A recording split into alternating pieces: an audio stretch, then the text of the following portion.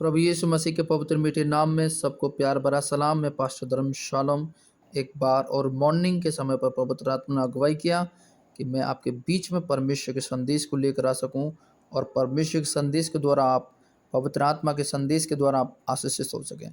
आइए भजन संहिता एक अध्याय की तरफ आप और मैं चलें और यहाँ पर देखेंगे धर्मी और दुष्ट मनुष्य की बात हो रही है। भजन संहिता लिखने वाला किस प्रकार बातचीत कर रहे हैं हम और आप सुनेंगे पवित्र शास्त्र बाइबल से। क्या ही धन्य है वह पुरुष जो दुष्टों की युक्ति पर नहीं चलता, ना पापियों के मार्ग में खड़ा होता और न ठट्ठा करने वाले की मंडली में बैठता, परंतु वह तो यहोवा की व्यवस्था से प्रसन्न रहता है और उसकी व्यवस्था पर रात दिन ध्यान करते रहता है। वह उस वृक्ष के समान है जो बहती नाली के किनारे लगाया जाता अपनी सरहदों में फलता है, जिसके पत्ते कभी मुरझाते नहीं, इसलिए जो कुछ पुरुष करे वह सफल होता है। दुष्ट लोग ऐसे नहीं होते, जो वे उस भूसी के समान होते हैं जो पवन से उड़ाई जाती है।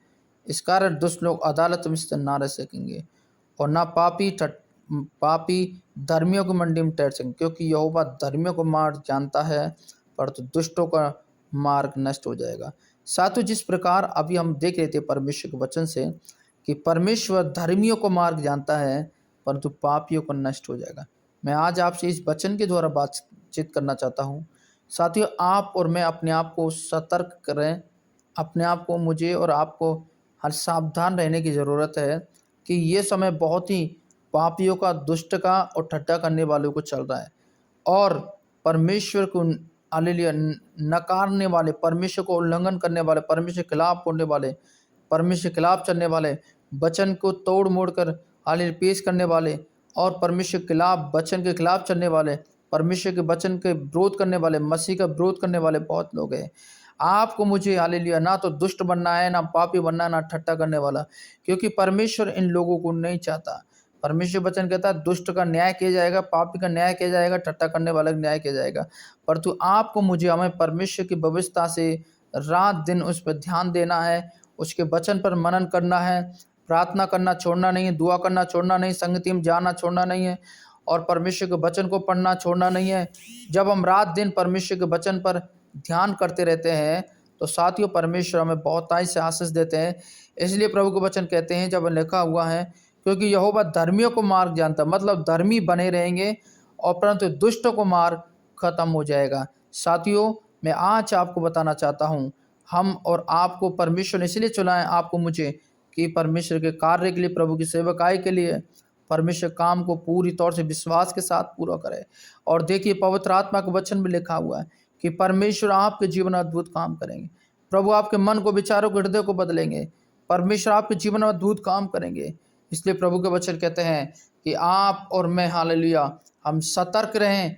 हालेलुया धर्मियों का मार्ग बना रहेगा, दुष्टों का खत्म होने वाला है। साथियों, यहाँ पर परमेश्वर वचन कहता है 3 वृक्ष के समान है जो बहती नाली किनारे। ये कौन है? ये वो इंसान है जब प्रभु पर विश्वास करते हैं, प्रभु उन्हें अपने पास बुलाकर एक अच्छी हालेलुया आशीषों के आशीष में वो जोड़ते हैं। हालेलुया एक इंसान को अपने पास बुलाकर एक आशा उन्हें देते हैं। हालेलुया परमेश्वर अपने पास बुलाकर उनकी तमाम निराशा को दूर करते हैं और बाइबल का उस वृक्ष के समान बनाते हैं जो हमेशा आशीषित और फलवंत का कारण बने रहते हैं वो हमेशा। इसलिए प्रभु वचन कहता है वो नाली किनारे लगाया जाता है जो अपनी सरदों में फलता है। आप चाहते हैं कि आपके जीवन में आशीष, आप चाहते हैं कि परमेश्वर के अनुग्रह आपके जीवन में हो, तो आप प्रभु को ना छोड़े वाले, प्रभु को पकड़े रहें, तो प्रभु आपको आशीष देंगे। प्रभु इन वचनों से आपको आशीष दे। जय मसीह की। प्रभु यीशु मसीह के पवित्र मीठे नाम में आपको प्यार भरा सलाम। मैं पास्टर धर्म शालोम एक बार और आपके बीच में। आइए आज परमेश्वर के वचन को देखेंगे। रोमियो की पत्री 8 अध्याय है और उसे 1 से लेकर हम 8 तक पढ़ेंगे। पवित्र आत्मा के द्वारा जीवन। अब जो मसीह यीशु में है उन पर दंड की आज्ञा नहीं, क्योंकि वे शरीर के अनुसार नहीं पर आत्मा के अनुसार चलते हैं।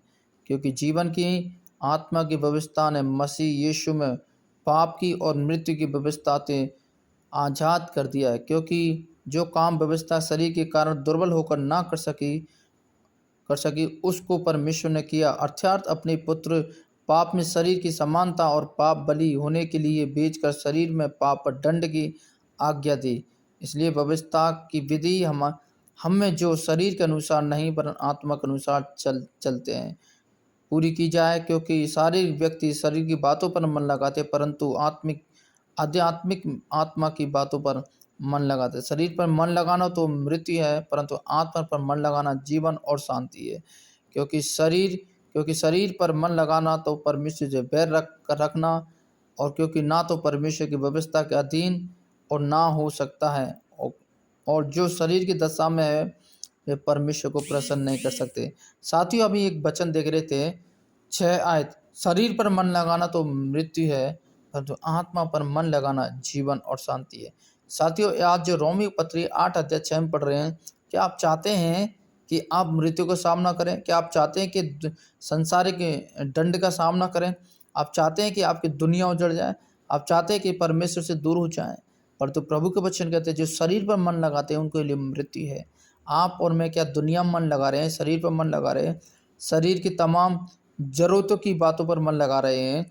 क्या हम परमेश्वर को छोड़ के संसारिक बातों पर मन लगा रहे हैं? आज ये आपको मुझे परखने की ज़रूरत है। जो परमेश्वर के वचन आपसे मुझसे इस प्रकार बातचीत कर रहे हैं, और परमेश्वर आपसे मुझसे कह भी रहे हैं। साथियों, जब हम परमेश्वर का वचन हमसे बातचीत करता है, तो प्रभु का वचन कहता है कि हम आत्मा की बातों पर मन लगाएं, ना कि संसारिक ना शारीरिक। तभी परमेश्वर हमें आशीष देंगे और तमाम मुसीबत खतरों से हमें संभाल पाएंगे। प्रभु हमारे जीवन से बात कर पाएंगे। यदि आप शरीर की बातों पर मन लगाते हैं, तो मैं आज आपको बताना चाहता हूँ, परमेश्वर की आत्मा के द्वारा आप निश्चित प्रभु से दूर होंगे, पवित्र आत्मा से दूर होंगे, वचन से दूर होंगे, संगति से दूर होंगे, यीशु से दूर होंगे, आराधना से दूर होंगे। हालेलुया! इन सारी बातों से आप दूर हो जाएंगे। क्यों? क्योंकि आप शरीर की बातों पर मन लगा रहे हो। इसलिए मैं आज कहना चाहता हूँ, आत्मा की बातों पर मन लगाएं। ना तो वचन से दूर होंगे, ना आत्मा से, ना प्रार्थना से, ना संगति से, ना प्रभु से। साथियों, हम प्रभु पर मन लगाएं। प्रभु इन वचनों पर आपको आशीष दे। सबको जय मसीह की।